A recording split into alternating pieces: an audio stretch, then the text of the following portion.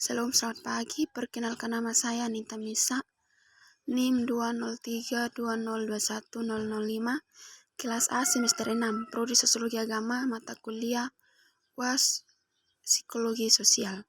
Di sini saya akan menjelaskan diskriminasi dan dampaknya bagi masyarakat. Diskriminasi adalah fenomena sosial yang menimpa masyarakat di belahan dunia maupun di Indonesia. Sekalipun tidak luput dari masalah diskriminasi ini bisa dilakukan oleh negara, kelompok etnis, ras, agama, kelamin, ideologi, dan budaya. Diskriminasi bisa bersifat langsung maupun tidak langsung. Yang dimaksud langsung adalah yang dilakukan secara terang-terangan, yang tidak langsung adalah dengan membuat suatu pernyataan atau peraturan yang bersifat netral, tetapi dalam praktiknya tetap melakukan diskriminasi. Indonesia sudah memiliki aturan-aturan dan definisi tentang diskriminasi. Diskriminasi merujuk kepada pelayanan yang tidak adil terhadap individu tertentu, di mana layanan ini dibuat berdasarkan karakteristik yang diwakili oleh individu tersebut. Diskriminasi merupakan suatu kejadian yang bisa dijumpai dalam masyarakat manusia. Ini disebabkan karena kecenderungan manusianya untuk membeda-bedakan yang lain. Ketika seseorang diperlakukan secara tidak adil karena karakteristik suku, antar golongan, kelamin, ras, agama, dan kepercayaan, aliran politik, kondisi fisik, atau karakteristik lain yang diduga merupakan dasar dari tindakan diskriminasi. Diskriminasi dibagi menjadi dua, yaitu 1. Diskriminasi langsung terjadi saat hukum, peraturan, atau kebijakan jelas-jelas menyebutkan karakteristik tertentu seperti jenis, kelamin, ras, dan sebagainya, dan menghambat adanya peluang yang sama. 2. Diskriminasi tidak langsung terjadi saat peraturan yang bersifat netral menjadi diskriminasi saat diterapkan di lapangan. 3. Penyebab terjadinya diskriminasi. Diskriminasi seringkali diwali dengan prasangka. Dengan prasangka kita membuat perbedaan antara kita dengan orang lain. Antara kita sering bilang kita dan mereka. Perbedaan ini terjadi karena kita adalah makhluk. 3. Akibat adanya diskriminasi. Seseorang atau kelompok yang mendapatkan diskriminasi akan mengalami pengurangan, penyimpangan, atau penghapusan pengakuan, pelaksanaan, atau pemenuhan hak-hak dasarnya. Sebagai manusia, sejarah telah menunjukkan bahwa tindakan diskriminasi justru membuat tiap individu tidak lagi menjadi manusia atau kehilangan kemanusiaannya, baik pelaku maupun korban diskriminasi. Jenis dan macam diskriminasi. Munculnya perilaku diskriminasi lebih disebabkan oleh adanya penyimpanan individu. Penyimpanan itu biasanya dilakukan oleh orang-orang yang telah mengabaikan dan menolak norma-norma yang berlaku dalam kehidupan masyarakat.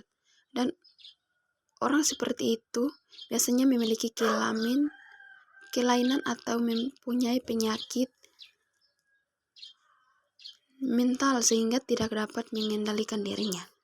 Perilaku yang seperti inilah yang menjadi faktor munculnya sikap diskriminasi yang paling dominan dalam kehidupan bermasyarakat. Adapun bentuk penyimpanan perilaku individu menurut kadar penyimpanan adalah sebagai berikut. Pertama, penyimpanan tidak patut pada nasihat orang tua agar mengubah pendidikannya yang tidak sesuai dengan nilai Islam. 2. Penyimpanan karena tidak taat terhadap pimpinan yang disebut pembangkang.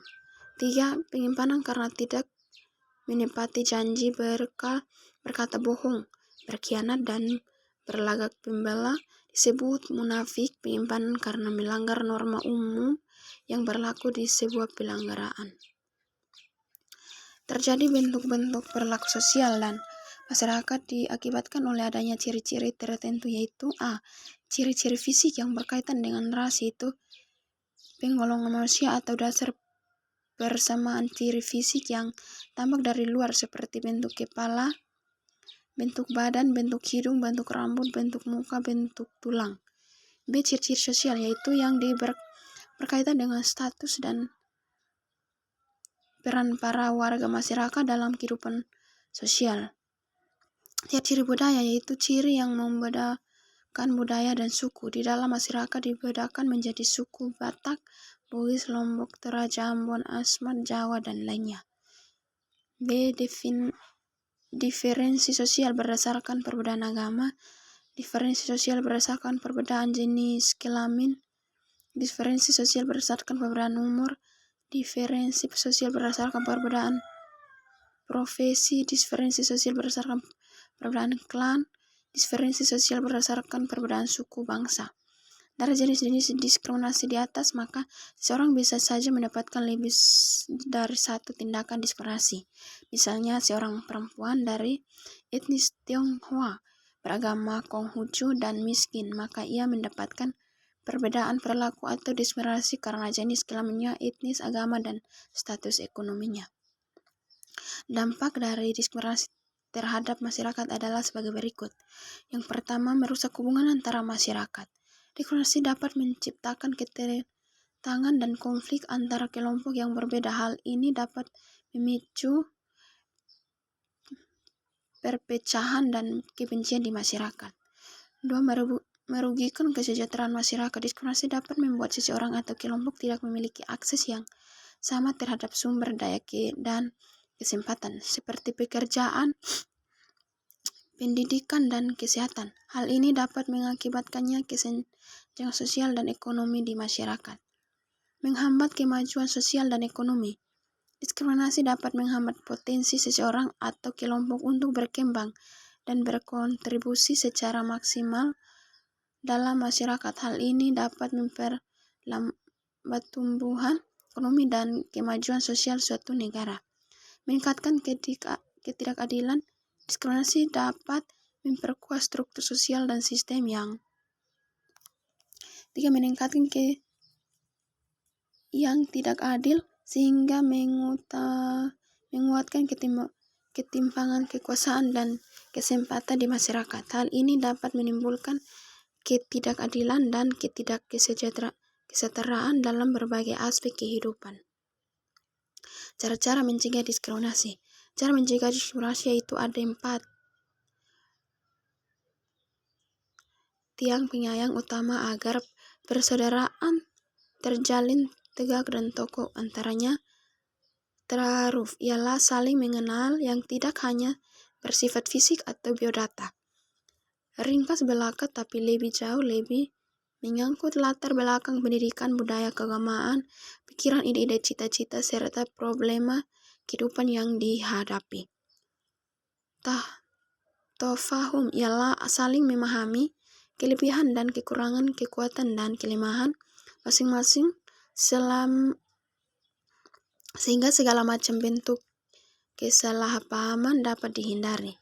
Tawau ialah saling tolong-menolong, di mana yang kuat menolong yang lemah dan yang memiliki. 4. Kelebihan menolong yang kekurangan dan konsep ini maka kerjasama akan terjadi dengan baik. Tafakul ialah saling memberikan jaminan sehingga menimbulkan rasa aman, tidak ada rasa kekhawatiran dan kecemasan menghadapi hidup ini. Contoh sikap diskriminasi di lingkungan masyarakat. Sedangkan dalam kehidupan manusia sehari-hari tidak jarang terdapat kasus-kasus diskriminasi yang dilakukan dan dialami oleh orang-orang tertentu. Berikut contoh-contohnya. Orang tua melahirkan anak yang cacat. Kemudian orang tua tersebut memperlakukan anaknya yang cacat tersebut dengan cara yang berbeda. Dan anaknya yang lain yang tidak mengalami cacat akan bahkan menitipkannya kepada orang lain karena merasa malu. Padahal bagaimanapun anak tersebut adalah titipan Tuhan yang harus ditanggungjawab kelak. Saat menjalankan kegiatan belajar mengajar di kelas, seorang guru lebih memperhatikan muridnya yang pandai ketimbang murid lainnya yang biasa-biasa saja. Bahkan ada juga guru yang lebih memperhatikan murid perempuan ketimbang murid laki-laki. Padahal semua murid memiliki hak dan kewajiban yang sama yang harus dipenuhi. Ada juga kasus diskriminasi di area parkir kendaraan. Terkadang ada saja tukang parkir yang lebih memiliki kendaraan-kendaraan yang bagus untuk ia parkir ketimbang kendaraan-kendaraan yang lebih jadul. Memang diskriminasi dapat terjadi di mana saja.